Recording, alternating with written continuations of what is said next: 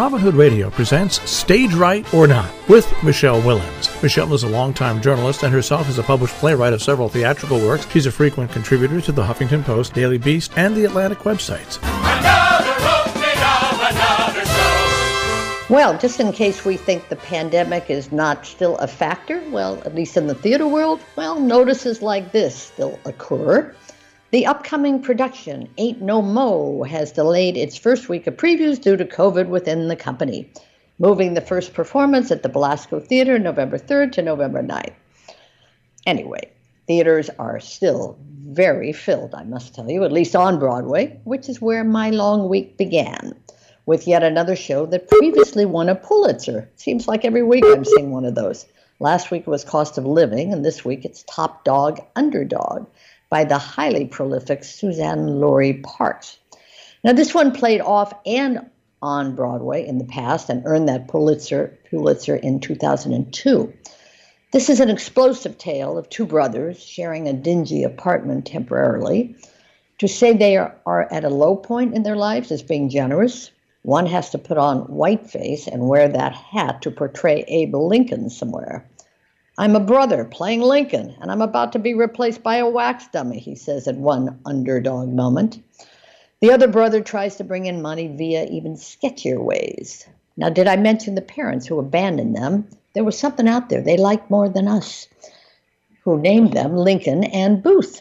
That comes to matter here, believe me. It's a two-hander, and it lasts more than 2 hours. I got a little lost at times, but maybe that's because I never heard of three-card Monte before. Watching what can be done with cards on a sliding bookshelf turned table, well, it's a bit like magic. This show is not for everyone, obviously. Harsh language and sad secrets revealed, and yes, that lurking gun. But the performances of Corey Hawkins and Yahya Abdul-Mateen are certainly going to be remembered come Tony time. And then I hit the public theater for yet another revival and yet another dealing with race. This being Lorraine Hansberry's 1959 groundbreaking Raisin in the Sun. Like several shows up now, it runs a challenging 3 hours. The audience is pretty diverse, though the public theater crowd still skews white and older, I would say. And I was thrilled to see a large group of middle school students there. Their teacher told me the class was reading Raisin in the Sun. The kids were excited, and that felt hopeful to me for some reason. The big name in the production is Tanya Pinkins as the matriarch of this struggling family living in what is described as a rat trap in Chicago. Why do you think it's okay for mom to be a tyrant? Her son, Walter Lee, played well by Francois Baptiste, asks. There is money coming their way, but that leads to a lot of shouting over each other. Though good lines come through. You ain't got the pride you were born with. There are some odd directorial choices here from Robert O'Hara, not unlike the current production of Death of a Salesman. In fact, a similarly odd one in which is having a ghost from the past appear to speak in the present. These can be at least momentarily jarring, I'd say. Still, A Raisin in the Sun has not lost its overall necessary power. And speaking of ghosts from the past, then I made my way to the Music Box Theater on Broadway for Gabriel Byrne's one-man dramatization of his memoir called Walking with Ghosts. It was a lovely book, and the show is nicely done. A bit long, at over 2 hours with an intermission, but the actor is 72 and he has a lot to recall. In fact, this only goes up to the very beginning of his acting career. He was mostly on stage. That's after he was a plumber and working in toilets for a while. But then he got his break in a Richard Burton movie. There is humor here in the proverbial memoirish memories of abuse, mental illness in the family, misunderstood parents, and alcoholism. AA should use Burns' monologue on that subject as an advertisement. The direction here isn't always spot on, but either you go with Gabriel Byrne's storytelling or not. Well, he had me with lines like, I came back, or should I say I came home. I feel like an intruder in my own past and longing to see the world as a child again. Anyway, then I visited Off-Broadway's Signature Complex for the latest new group production called Evanston Salt Cost Climbing. It's written by the rather controversial Will Arbery. This 90-minute piece features 4 very fine actors, more usage of the F word possibly than I have ever heard on stage. The story covers 3 years in the life of these folks, and it deals primarily with climate change and death. Actually, there is some good humor and a message ultimately about trying to focus on the stuff that matters. I believe it's time, says one character, to discover your neighbors and your children. Interestingly, after seeing the Robert Moses show last week, which features Jane Jacobs as his rival, she was the one who wrote the book about the cities, of course, she's also mentioned in this play.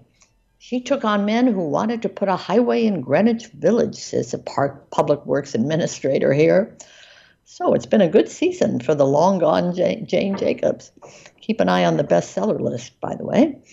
Finally, I visited the Sheen Center for Thought and Culture way downtown on Bleecker Street. They're offering a powerful little piece written by Sarah Treem. She's a well-established writer and directed by the highly active Austin Pendleton. It's a two-hander about a pair of women who, it turns out, have a fascinating relationship. But all we know for much of the show is that they are both in the science field, and their specialty is women's bodies. And their challenge in being taken seriously in that world. Does a hypothesis keep you warm at night? I said sperm and pathogen in one sentence, and they stopped listening.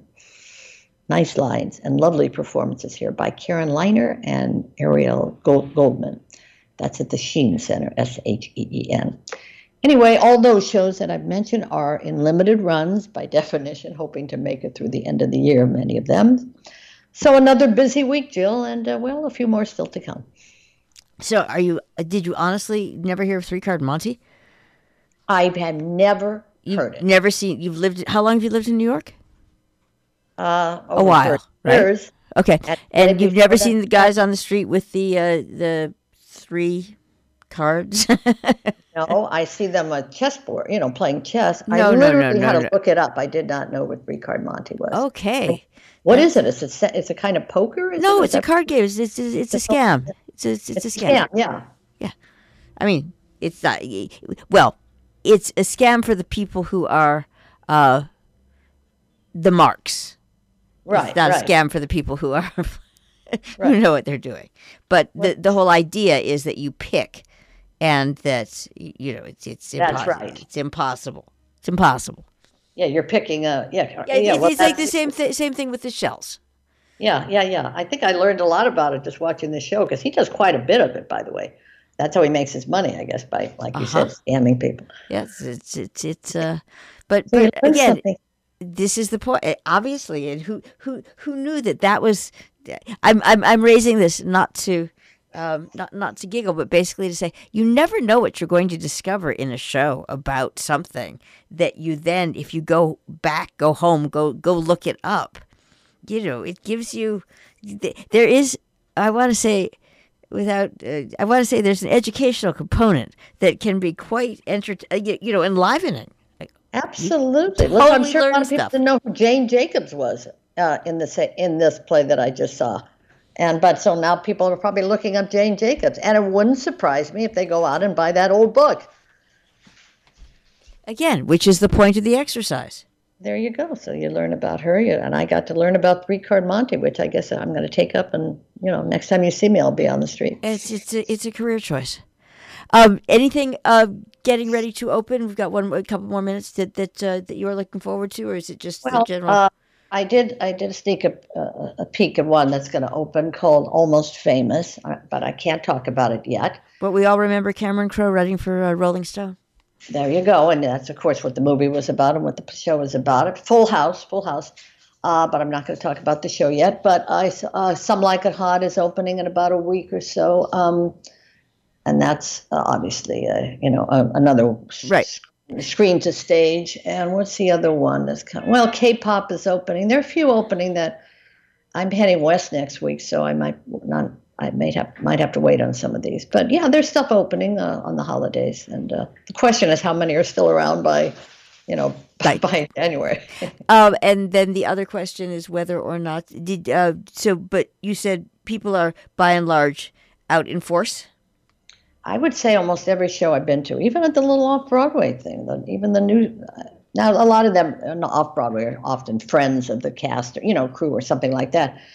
But yeah, the Gabriel Byrne show, I'd say, was about 3/4 filled. That's one he's hoping to go through the end of the year. I hope he makes it.